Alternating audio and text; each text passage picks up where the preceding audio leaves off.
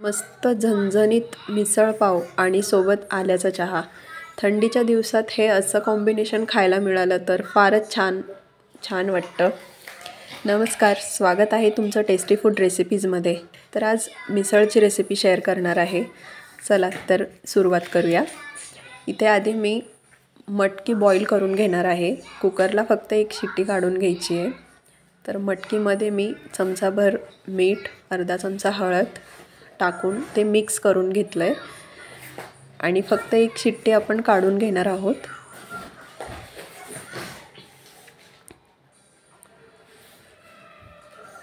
तोपर्यंत आपण वाटणाची तयारी करून घेऊया. तर इथे मी चमचाभर तीळ घेतले आहेत, 10-12 लसूण पाकळ्या, 1 इंच अद्रक, 4-5 हिरवी मिरची आणि सुकं खोबरं घेतलेलं आहे. इथे एक टोमॅटो घेतलेला आहे आणि एक बारीक चिरलेला कांदा. तर कांदा उभा बारीक चिरून घेतलेला आहे, जो आपण फोडणीत वापरणार आहोत.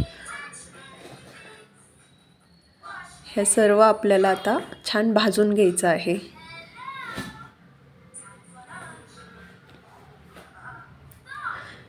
हे सर्व साहित्य आपण छान भाजून घेऊया. तर आधी मी तीळ इथे घेतलेले आहे. तीळ चांगले गरम करून घ्यायचे. तीळ छान उडत आहेत आपले, चांगले भाजले गेले आहेत ते. तर हे आपण मिक्सरमध्ये काढून घेऊया.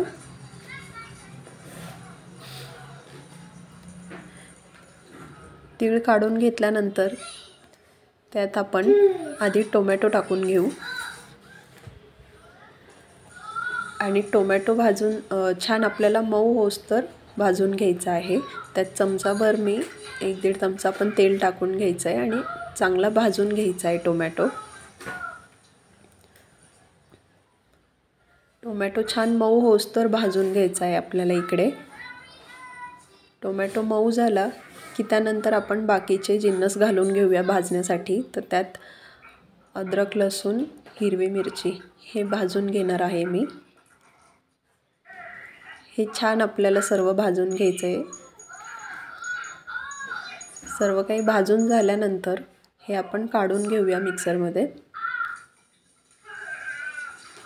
त्यातच मी खोबरं टाकून घेतलं आहे.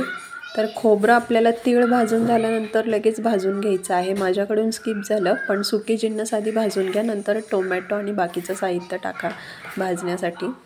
तर इथे मी आता खोबरं भाजून घेते. असं ब्राऊन रंगावर खोबरं छान भाजून घ्यायचं आहे. खोबरंही काढून घेऊया आणि ह्या सर्व साहित्याचं आता आपण वाटण करून घेऊ. कोथिंबीर ॲड करून घ्या आणि छान बारीक असं वाटून घ्यायचं आहे. आता इथे मी कढई गरम करायला ठेवते. त्यात 4 ते 5 मोठे चमचे आपल्याला तेल टाकून घ्यायचं आहे कढईमध्ये.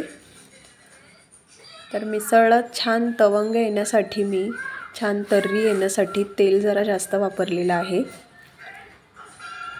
तर मोठे 4 ते 5 चमचे मी तेल घालून घेते.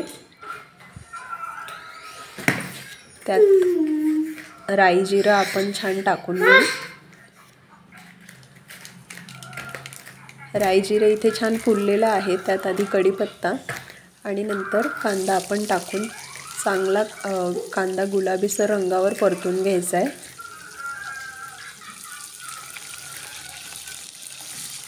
कांदा छान आपण आधी परतून घेऊया तेलात.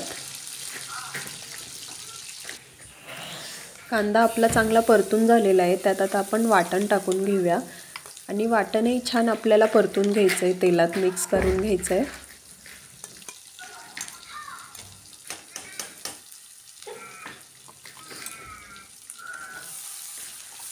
वाटण हे छान तेल सुटेपर्यंत आपण परतून घेऊया. हे आपलं छान परतून झालेलं आहे वाटण. आता आपण यात सुके मसाले घालून घेऊया. तर आता मी इथे थोडी हळद टाकून घेतली आहे. त्यात मी धना पावडर 2 ते 3 चमचे धना पावडर टाकते. त्यानंतर आपल्याला इथे तिखटाचं लाल तिखट तुमच्या अंदाजाने तुम्हाला कसं कमी अधिक टाकायचं आहे त्या हिशोबाने टाका. मी 2 चमचे टाकलेलं आहे आणि रंगासाठी काश्मीरी लाल मिरची पावडर इथे मी चमचाभर वापरणार आहे. तर हे सर्व मसाले आपल्याला एकत्र करून घ्यायचे आहेत.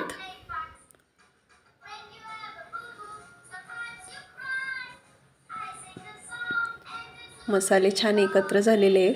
आता यात मटकी शिजवलेलं पाणी आपण या मसाल्यामध्ये मिक्स करून घेऊ. आणि यात आणखी तुम्हाला रस्सा हवा असेल तर त्यात अजून थोडं गरम पाणी ॲड करू शकता. किती पातळ हवं आहे, किती तुम्हाला रस्सा हवा आहे. आणि मी चवीपुरतं मीठ टाकून घेतलेलं आहे. आता हे छान उकळवून घेणार मी रस्सा हा.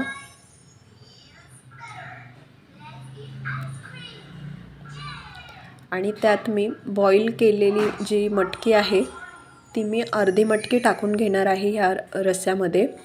आणि अर्धी मटकी ठेवणार आहे, तशी सगळी मटकी नाही टाकणार आहे.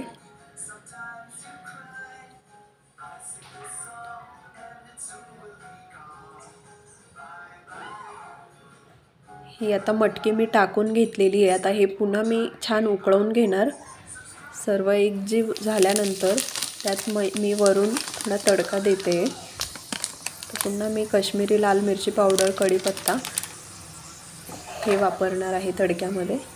आणि वरतून हे तेल मी टाकून घेते. तर या पद्धतीनं छान